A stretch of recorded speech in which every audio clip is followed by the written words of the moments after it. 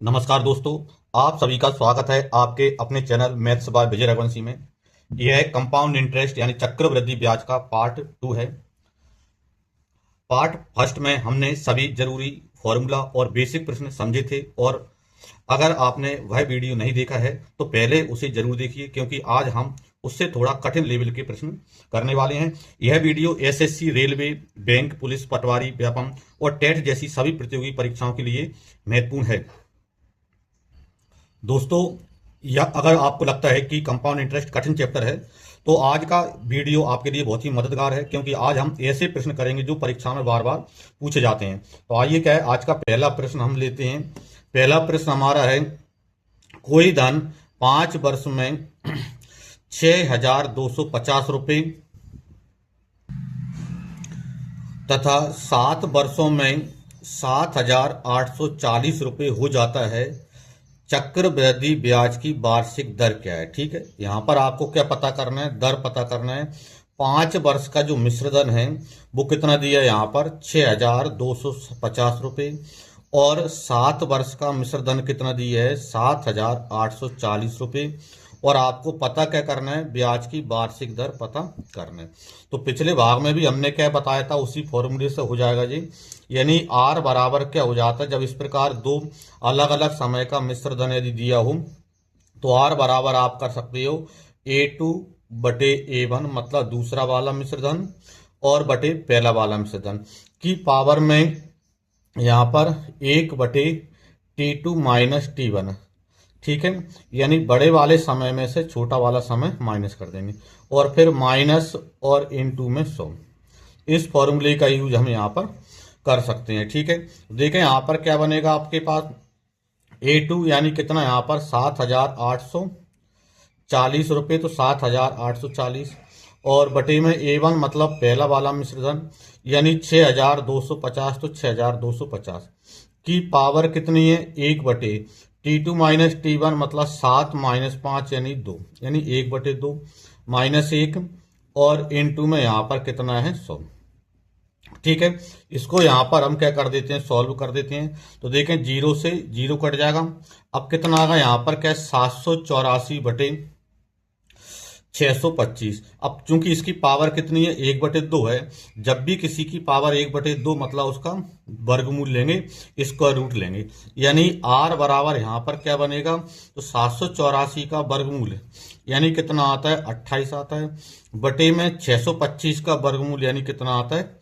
25 आता है, माइनस 1, और इनटू में 100। ये यहाँ पर ये चल रहा है। ठीक है, कितना बनेगा? यहाँ पर देखो, 25 का 1 में गुणा तो 25, और माइनस 28 में से तो कितना आएगा? 3, और बटे 25 गुणा में कितना है? 100।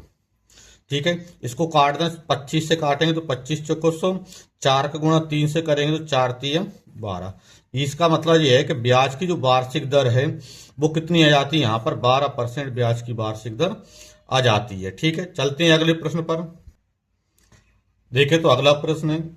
अगला प्रश्न क्या है? 10% वार्षिक चक्रवृद्धि ब्याज की दर से किसी मूलधन पर 2 वर्षों में साधारण ब्याज की राशि 400 रुपये हो तो उसी मूलधन पर इतने ही दर तथा समय से चक्रवृद्धि ब्याज की राशि क्या होगी? ठीक है, यहाँ पर आपको 10% यहाँ पर चक्रवृद्धि ब्याज की दर से 2 वर्ष का साधारण ब्याज दिया है, और आपको क्या चाहिए? यहाँ पर 2 वर्ष का चक्रवृद्धि ब्याज आपको चाहिए। ठीक है, साधारण ब्याज दिया है, चक्रवृद्धि ब्याज यहाँ पर आपको करना है। तो दोस्तों, यहाँ हमें जल्दी नहीं करनी है। क्यों? क्योंकि सबसे पहले यहाँ पर क्या है? यहाँ पर क्या है? क्वेश्चन को समझना महत्वपूर्ण है। इतना समझना यहाँ पर क्या है? फॉर्मूले को समझना महत्वपूर्ण नहीं है, क्योंकि क्वेश्चन यदि समझ में आ गया तो उसके अनुसार आप फॉर्मूला जल्दी से लगा दोगे। ठीक है, तो देखिए बिल्कुल सरल है। वैसे 10% की दर से साधारण ब्याज कितना है?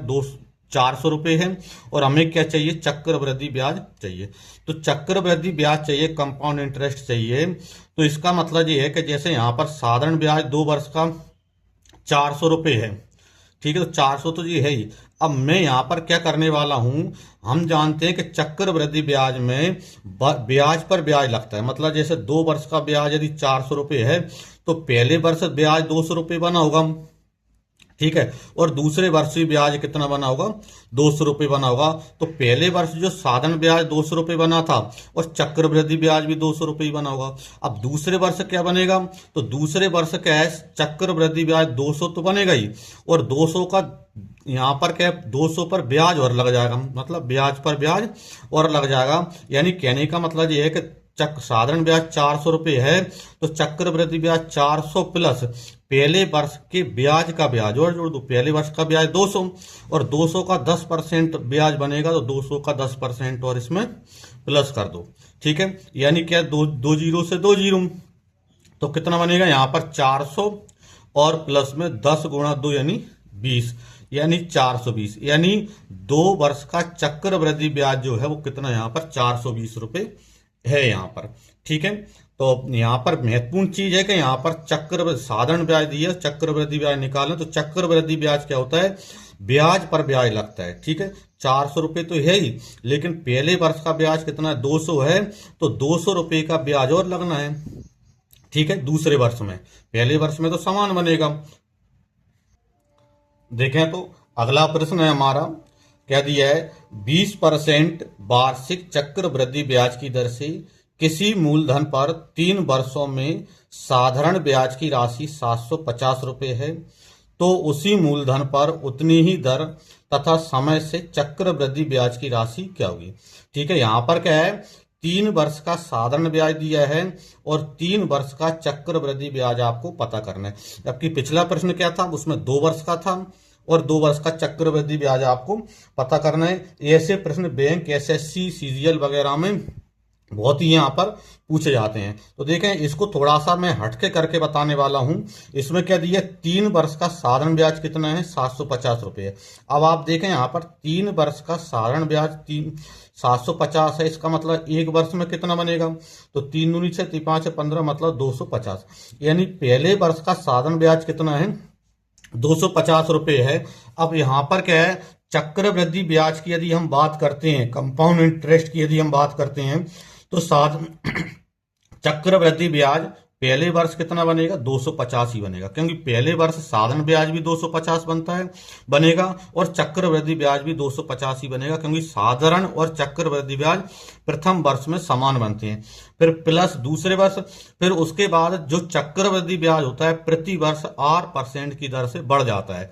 यानी दर कितनी है, 20% है, तो पहले वर्ष 250 है, तो दूसरे वर्ष 250 में 20% की वृद्धि हो जाएगी, मतलब 120/100। ठीक है, ध्यान रखना, चक्रवृद्धि ब्याज प्रति वर्ष 8% की दर से बढ़ जाता है। पहले वर्ष यदि ब्याज 250 है, तो दूसरे वर्ष ब्याज 250 में 20% की दर से वृद्धि होगी।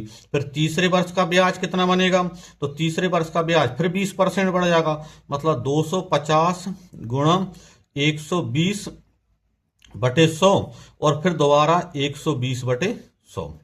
ठीक है, यहाँ पर दूसरे वर्ष के ब्याज में फिर दोबारा हमने 20% की वृद्धि कर दी। अब इसको सॉल्व कर दें, 2 जीरो से 2 जीरो, ठीक है, और इधर देखें 2 जीरो से 2 जीरो ये कैंसिल हो जाएंगे, और यहाँ पर 25 से कम 25, 25 चौको 100 और 4 से काटा इसको, 4 3 12 मतलब 30। यानी कितना बना यहाँ पर 250 प्लस 25 गुणा 12 यानी कि 300। ठीक है, फिर यहां पर क्या है, फिर प्लस 12 इंटू 30 यानी 12 30 36 यानी 360।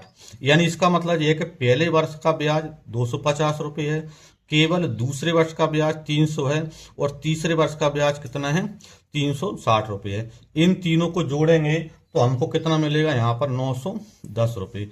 यानी इसका मतलब ये है कि चक्रवृद्धि ब्याज 3 वर्ष का कितना बनेगा, 910 रुपये, जबकि साधारण ब्याज कितना था, 750 रुपये साधारण ब्याज है। इसमें थोड़े से यहाँ पर क्या है, प्रश्न कठिन मिलेंगे, लेकिन यदि आप सही से समझ लोगे तो बहुत ही सरल आपको लगने लगेंगे। चलते हैं अगले प्रश्न की ओर। देखें तो अगला प्रश्न हमारा है, कोई राशि चक्रवृद्धि ब्याज से 2 वर्ष में साधारण ब्याज 600 रुपये तथा चक्रवृद्धि ब्याज 630 रुपये है, वार्षिक ब्याज की दर हमको पता करना है। ठीक है, 2 वर्ष का साधारण ब्याज 600 रुपये है और 2 वर्ष का चक्रवृद्धि ब्याज 630 रुपये है और दर आपको पता करना है।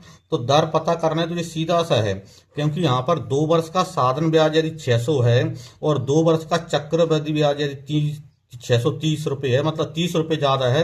तो 30 रुपये जो ज्यादा है, वो जो 30 रुपये ज्यादा है वो पहले वर्ष के ब्याज का ब्याज है। यानी पहले वर्ष का ब्याज, तो 2 वर्ष का ब्याज कितना है, 600 रुपये है, तो पहले वर्ष का ब्याज 300 रुपये होगा। यानी जो 30 रुपये जो ब्याज है वो 300 का ब्याज है। और फिर 1 वर्ष का ब्याज है तो आप इसको साधारण से ही कर सकते हो, क्योंकि 1 वर्ष में साधारण और चक्रवृद्धि में कोई अंतर होता नहीं है। तो साधारण ब्याज में दर का फॉर्मूला क्या होता है, ब्याज गुणा 100 बटे मूलधन गुणा समय। तो ये 30 रुपये जो ब्याज है पहले वर्ष के ब्याज का ब्याज है, 2 वर्ष का 600 है तो 1 वर्ष का 300 होगा निश्चित रूप से। तो 30 ब्याज गुणा 100, ठीक है, बटे मूलधन मतलब किस राशि का है 30 रुपये ब्याज, तो पहले वर्ष के ब्याज मतलब 300 रुपये का, और गुणा समय तो पहले वर्ष के 1 वर्ष के ब्याज का है मतलब 1 वर्ष। ठीक है, तो 2 जीरो से 2 जीरो काट देंगे, 3 से 30 को काटेंगे 10 आएगा। यानी कि वार्षिक ब्याज की जो दर है वो कितनी हो जाएगी, यहाँ पर 10% वार्षिक ब्याज की दर हो जाएगी यहाँ पर। ठीक है, देखें अगला प्रश्न है हमारा, कोई राशि चक्रवृद्धि ब्याज से 4 वर्ष में 600 रुपये तथा 8 वर्ष में 900 रुपये हो जाती है, मूलधन हमको पता करना है। ये इसका मूलधन पता करना है तो इसमें एक तरीका तो ये है कि इसमें पहले आर निकालने, जो हमने पिछले प्रश्न से किया है, और जब आर आ जाए तो फिर आप इसको क्या है इसमें रख के यहाँ पर मूलधन निकाल सकते हैं। और दूसरा इसमें दूसरा फॉर्मूला आप लगा सकते हैं, जब भी कहीं पर समय डबल समय का मिश्रधन दिया हो, जैसे 4 वर्ष का मिश्रधन और फिर 8 वर्ष का मिश्रधन, तो समय कैसा है डबल है, तो इसको करने का मूलधन निकालने का एक डायरेक्ट फॉर्मूला भी अपने पास होता है। क्या होता है, एम स्क्वायर बटे एन।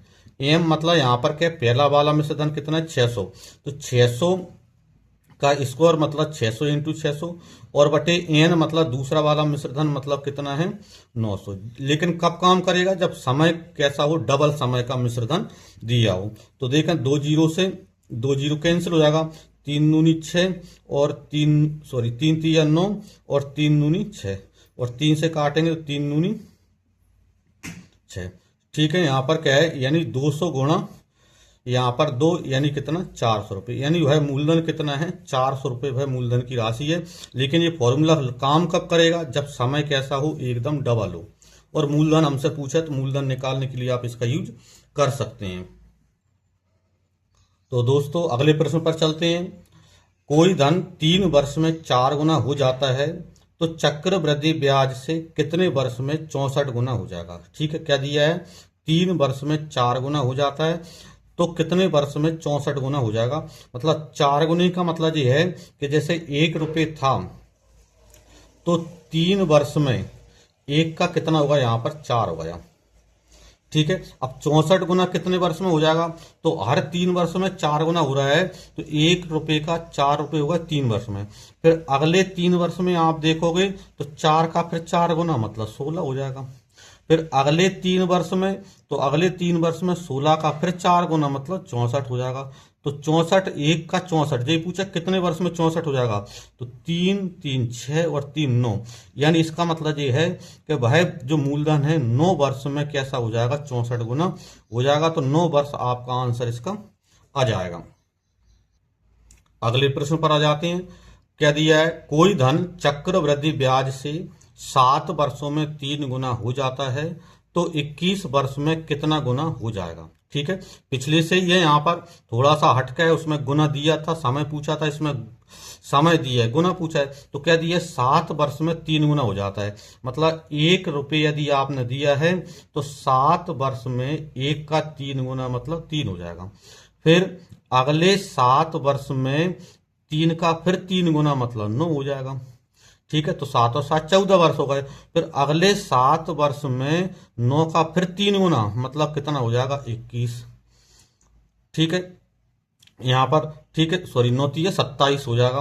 तो इसका मतलब ये है कि यहाँ पर 7 7 7 यानी कितने हो गए 21 वर्ष हो गए। तो 21 वर्ष में कितने गुना होगा, यहाँ पर 27 गुना यहाँ पर हो जाता है। ठीक है, तो 27 गुना आपका आंसर इसका बन जाएगा यहाँ पर। ठीक है, तो दोस्तों आज के पार्ट 2 में हमने साधारण ब्याज और चक्रवृद्धि ब्याज से संबंधित कुछ क्वेश्चन किए हैं। अगले पार्ट में हम कुछ पिछले परीक्षाओं के प्रश्न, शॉर्ट ट्रिक्स और एग्जाम ओरिएंटेड क्वेश्चन करेंगे।